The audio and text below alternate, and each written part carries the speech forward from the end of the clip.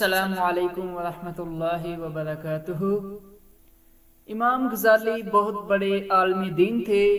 آپ ایران کے ایک شہر طوس کے رہنے والے تھے۔ طوس میں تعلیم حاصل کرنے کے بعد آپ عراق روانہ ہوئے تاکہ وہاں کے مدرسہ نظامیہ میں داخل ہو کر اعلیٰ تعلیم حاصل کر سکے۔ امام صاحب ایک قافلے کے ساتھ سفر کر رہے تھے کہ ایک ویران جگہ پر ڈاکوؤں نے قافلے پر حملہ کر دیا اور قافلے والوں کو لوٹنے لگے۔ امام غزالی کے پاس مال اسباب تو کچھ تھا، ہاں ایک چیز ایسی تھی جسے وہ بہت قیمتی سمجھتے تھے۔ یہ ان کے پاس اپنے ہاتھ کی لکھی ہوئی ایک کتاب تھی۔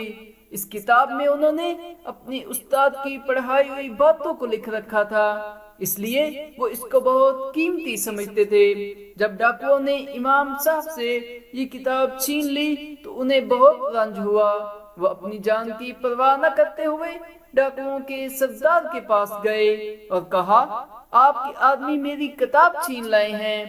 آپ کے لیے تو وہ کتاب کوئی قیمت نہیں رکھتی، مگر میرے لیے بے حد قیمتی ہے۔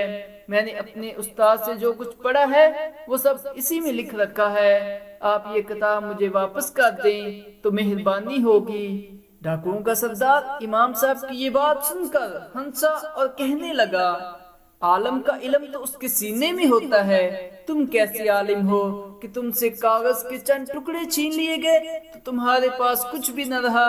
یہ کہہ کر اس نے اپنے ساتھیوں کو کتاب واپس کرنے کا حکم دیا۔